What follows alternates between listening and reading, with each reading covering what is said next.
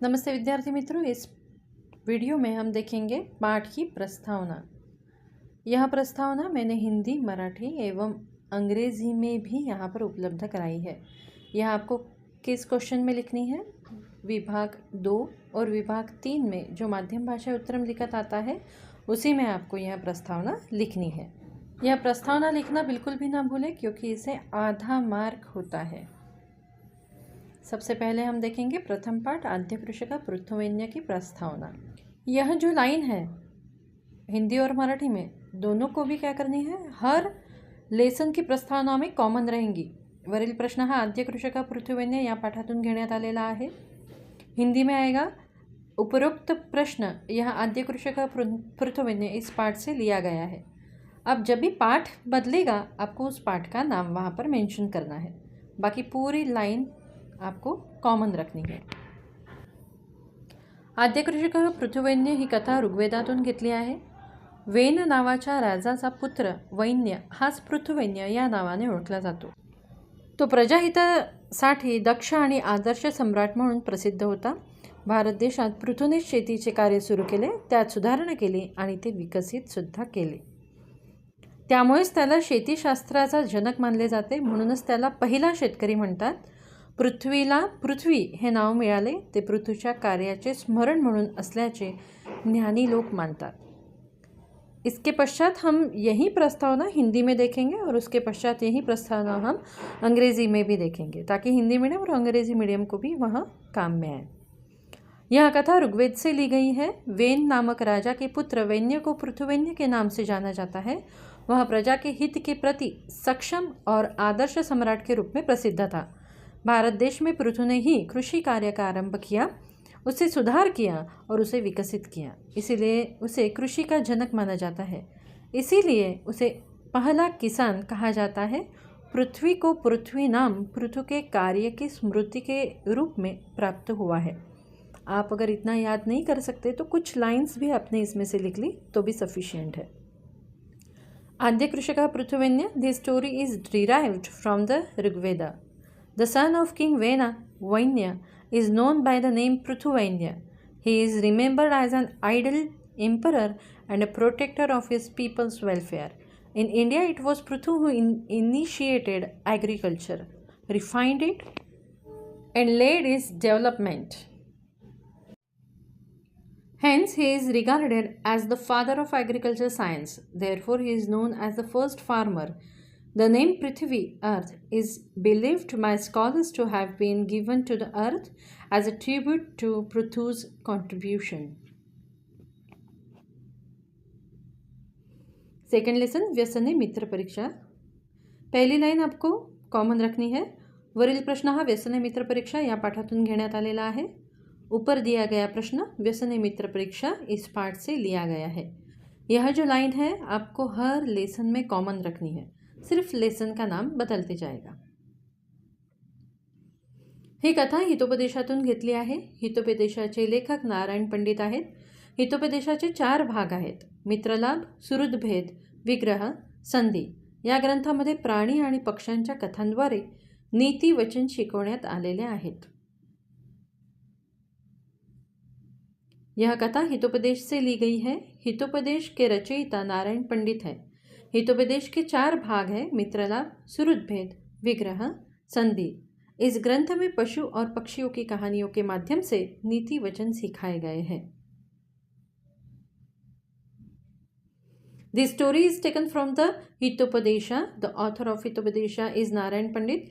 Hitopadesha is divided into 4 parts: gaining friends, well-wishers, conflict, and peace. This text convey moral teaching through stories of animals and birds. अब हम देखेंगे तृतीय पाठ। तृतीय पाठ सुक्ती सुधा। पहली लाइन आपको कॉमन रखनी है। सुक्ती म्हणजे सुंदर वचन। सुक्ती वाचल्याने वाक्चातुर्य वाढते।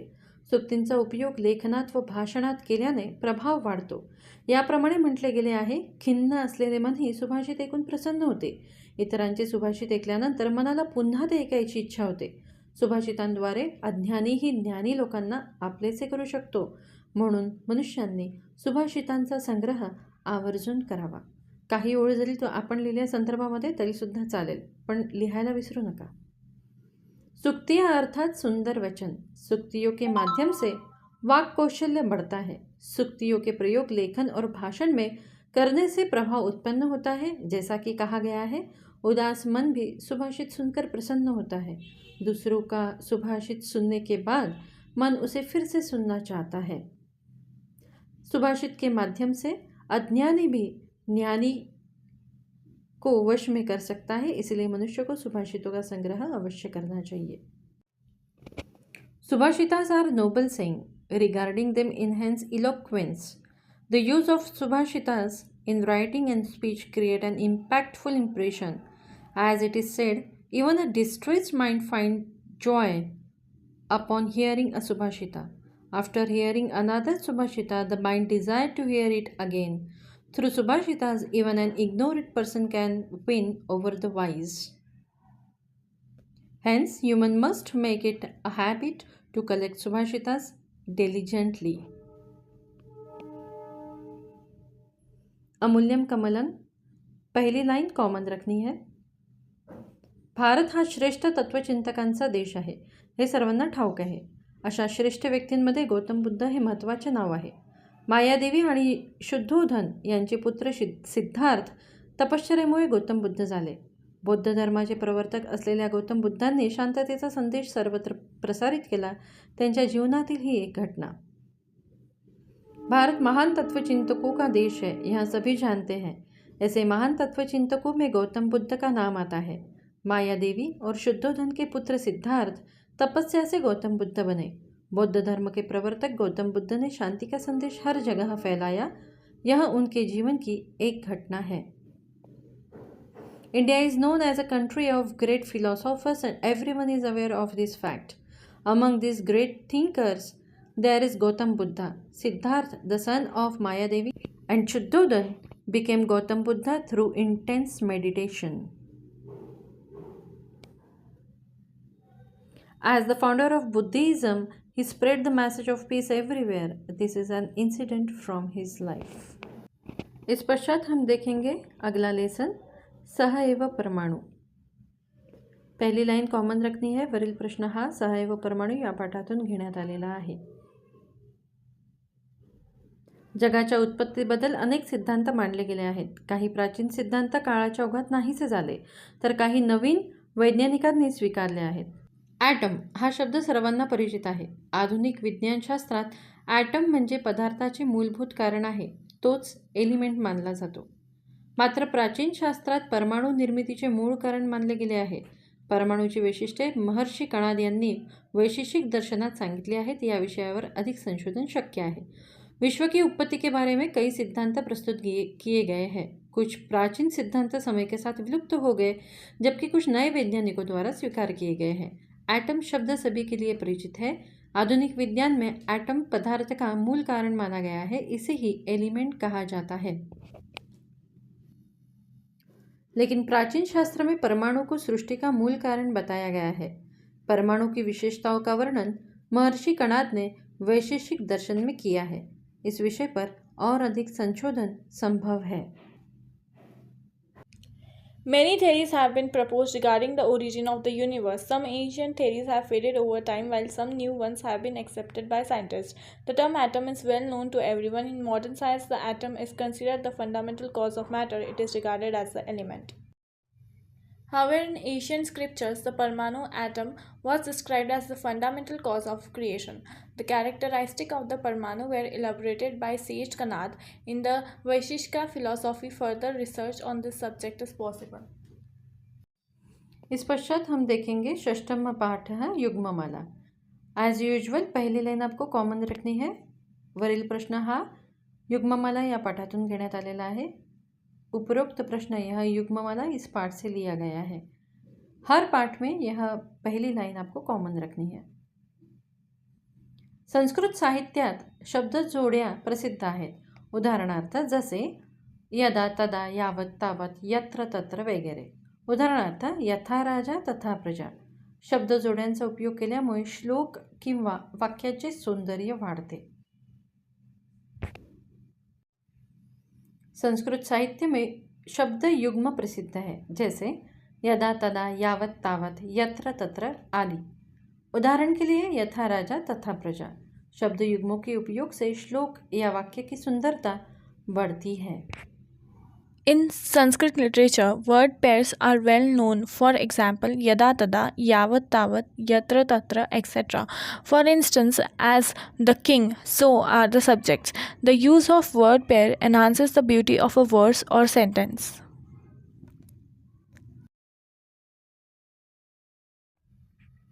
नवमः पाठः धेनो व्याघ्रः पलायते।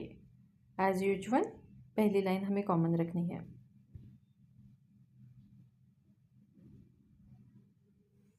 चिमणराव हे ची.व्ही. जोशी या लेखकाने निर्माण केलेले अजरामर पात्र आहे। चिमणरावाचे चर्राट या कथासंग्रहातील कॅप्टन चिमणराव स्काउट मास्तर या कथेचा हा अनुवाद आहे।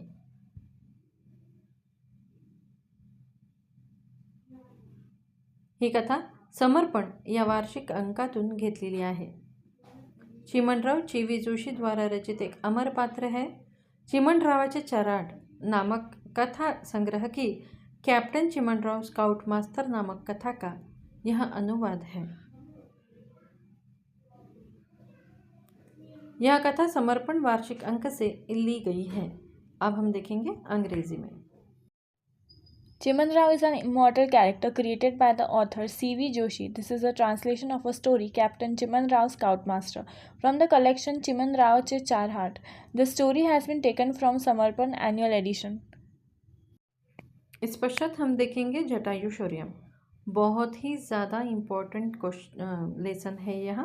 इस लेसन को तो बिल्कुल भी मत छोड़ना, अच्छे से पूरा लेसन कर लेना।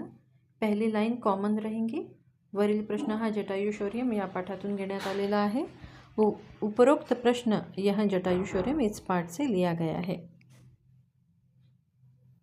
महर्षी वाल्मिकी यांनी रामायणाची रचना केली। या रामायणात 7 कांड आहेत। संपूर्ण रामायण 24,000 श्लोकांमध्ये रचले गेले आहे। रामायणात निसर्गाचे चित्रण तसेच पशुपक्ष्यांचे वर्णनही आहे।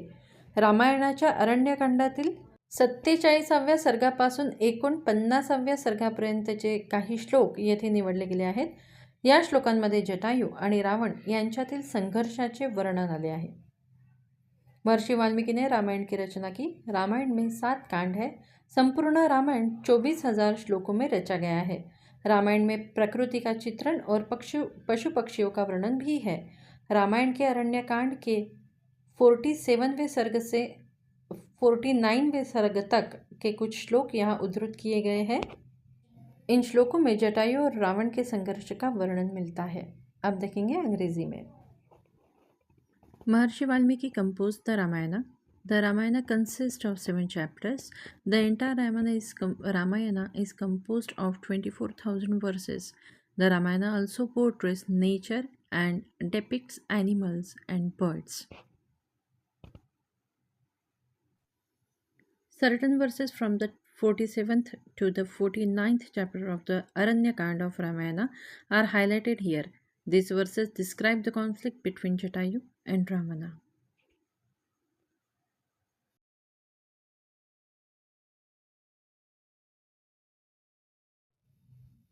पुढील पाठ द्वादश पाठ है आदि शंकराचार्य। ॲज युजल पहली लाइन हमें कॉमन रखनी है। वरील प्रश्न हा या पाठातून घेण्यात आलेला आहे। भारत देशात दीर्घ आचार्य परंपरा आहे। या परंपरेत अद्वैत सिद्धांताचा भाष्यकार आणि जगद्गुरू म्हणून आदि शंकराचार्य प्रसिद्ध आहेत। महान तत्त्वज्ञ असलेल्या त्यांनी जनप्रबोधनासाठी भारत भ्रमण केले आणि भारताच्या 4ही दिशांमध्ये 4 पीठे स्थापन केली। त्यांच्या रचनेतील गेय आणि अर्थपूर्ण स्तोत्रे आजही जनांच्या मुखात आहेत। इस परंपरा में अद्वैत सिद्धांत के भाष्यकार और जगद्गुरु के रूप में आदि शंकराचार्य प्रसिद्ध है। महान तत्वज्ञानी आदि शंकराचार्य ने जन जागृति के लिए भारत का भ्रमण किया और भारत की 4 दिशाओं में 4 पीठों की स्थापना की। उनके द्वारा रचित गेय और अर्थपूर्ण स्तोत्र आज भी लोगों के मुखों पर सुशोभित है। उनके जीवन चरित्र से महत्वपूर्ण प्रसंग यहाँ उद्धृत किया गया है। Adi Shankaracharya is renowned as the commentator of the Advaita philosophy, as a Jagat Guru, world teacher.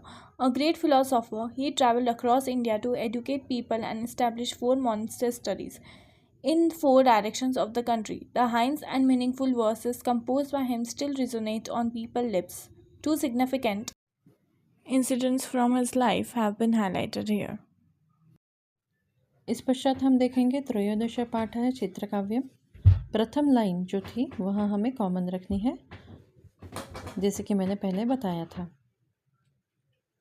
सुभाषित म्हणजे समर्पक व योग्य प्रकारे सांगितलेले वचन। संस्कृत सुभाषिते आदर्श जीवनाचे रहस्य उलगडतात। वैशिष्ट्यपूर्ण सुभाषिते संस्कृत भाषेचे सौंदर्यस्थान आहेत। बुद्धी वाढवणारी सुभाषिते हे चित्रकाव्ये असतात। ती आनंददायक देखील असतात। या चित्रकाव्यांमध्ये संवाद, अन्योक्ती, हास्योक्ती, कर्तृगुप्त पहेली, समस्यापूर्ती, वाक, उपवाक्य इत्यादी सुभाषितांचे प्रकार आहेत। यानंतर आपण हेच हिंदी या भाषेमध्ये पाहू। सुभाषित का अर्थ है सही और उचित रूप से कही गई बात। संस्कृत सुभाषित आदर्श जीवन का रहस्य बताते हैं।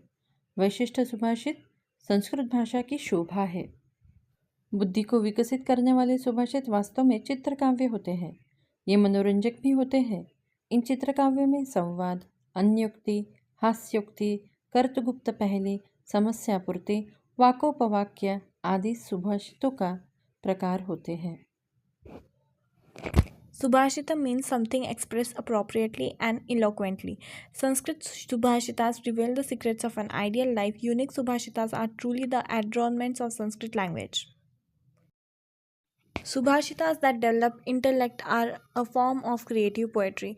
They are also delightful. These poetic creations include dialogue, allegories, humorous expression, riddles with hidden subjects, problem completion, word play, and other types of Subhashitas.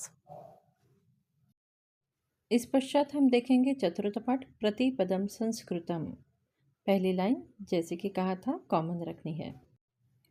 Sanskrit भाषा भारताची ज्ञान भाषा आहे। संस्कृतमधील ज्ञान कालातीत असून आजही प्रासंगिक आहे। संस्कृत का शिकावे? संस्कृत शिकण्याने मला काय फायदा होईल? शाळेनंतरही संस्कृत शिकण्याची संधी आहे का? संस्कृत शिकल्याने मी करिअर करू शकतो का? असे अनेक प्रश्न विद्यार्थ्यांच्या मनात चिंता निर्माण करतात। या सर्व प्रश्नांची उत्तरे प्राप्त करून देणारा हा पाठ आहे।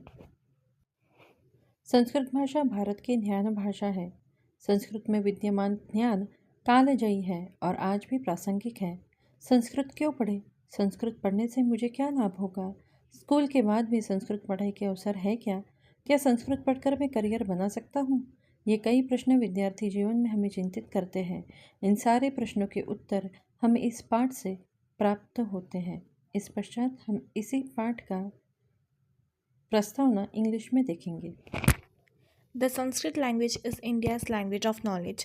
The wisdom embedded in Sanskrit is timeless and remains relevant even today. Why should we study Sanskrit? What benefit will I get from learning Sanskrit? Are there opportunities for studying Sanskrit beyond school? Can I build a career by learning Sanskrit? These questions often worry students in their academic life. Through this lesson, we can get all the answers of our queries. यहाँ पर प्रस्तावना का यह video पूर्ण हुआ। आपके support के लिए और लाइक्स के लिए बहुत बहुत धन्यवाद और आपको परीक्षा के लिए शुभेच्छाएं।